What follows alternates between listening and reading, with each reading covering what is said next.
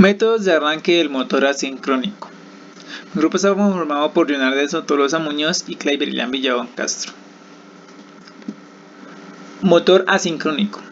También conocido como motor de inducción. Es un motor que trabaja con corriente alterna en el cual el rotor se mueve a una velocidad diferente a la del campo magnético de su estator. El estator gira más rápido que el rotor. Arranque del motor. Es el proceso de poner en marcha el motor, pero para que esta operación funcione es necesario que el par de arranque sea superior al par resistivo de la carga. De esta forma se obliga a girar el rotor a una velocidad cada vez mayor, es decir, la máquina se acelera. Pero este proceso de arranque es un proceso de un elevado consumo de corriente eléctrica. En métodos de arranque, para resolver un poco la corriente al momento del arranque del motor asíncrono, contamos con los siguientes métodos. Primero, método de arranque directo. Segundo, método de arranque por autotransformador. Tercero, método de arranque por estrella delta. Cuarto, arranque por resistencia o reactancia. Arranque directo. Este método de arranque directo es utilizado en los motores de baja potencia. Podemos ver en el esquema eléctrico que el estator solo va conectado en estrella. El motor arranca en forma directa cuando sus burners se aplican directamente la tensión nominal. Este método directo se aplica para motores que utilizan una potencia menor a 5 kW cuando se toman las líneas de red urbana. La ventaja de esta conexión es el elevado par de arranque, que es 1.5 veces el nominal.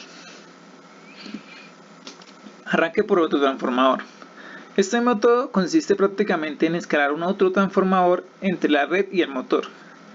Esto se hace para que la tensión que se aplique en el arranque sea una fracción de la aplicada. En la imagen vemos el esquema que cuenta con dos posiciones de red. La primera posición del conmutador alimentamos el autotransformador con la tensión de la red. Esto para aplicar solo una fracción de tensión de la red. Cuando la máquina pasa a un tope de velocidad, pasa a la posición 2, donde se eleva la tensión y el motor sigue acelerando.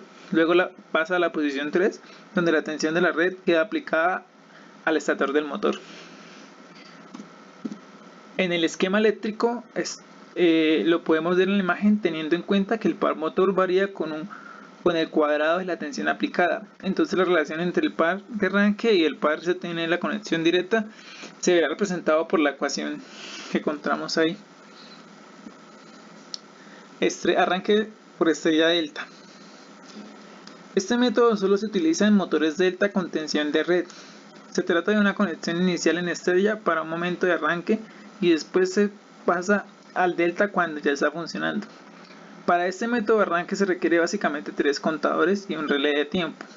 El contador principal se encarga de alimentar las bobinas del motor y el segundo es el encargado de la conexión del devanado en estrella y por último el tercero, que es el encargado de hacer la conexión delta.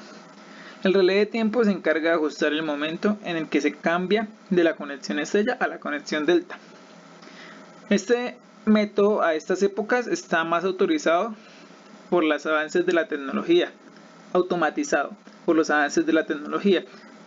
Es muy utilizado para el arranque con tensiones bajas y muy práctico puesto que su conexión es simple, tiene un bajo costo de construcción y es muy confiable.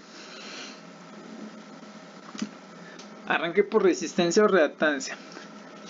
El control de velocidad mediante el cambio de resistencia en el rotor. En motor de inducción con rotor con devanado es posible cambiar la forma de la curva par velocidad por medio de la inserción de resistencia extra en el circuito del motor de la máquina. En la figura se muestran las curvas características par velocidad resultantes. Si la curva par velocidad de la carga es la que se observa, entonces el cambio de la resistencia del motor cambiará la velocidad de operación del mismo. Sin embargo, la inserción de resistencia extra en el circuito del rotor de un motor de inducción reduce en forma severa la eficiencia de la máquina. Este método de control de velocidad tiene un interés principal y principalmente histórico, puesto que ya no se fabrican motores de inducción con rotores devanados. Por último, nuestra biografía, el libro Freire Mora y el libro Máquinas Eléctricas de Steve Chapman. Gracias.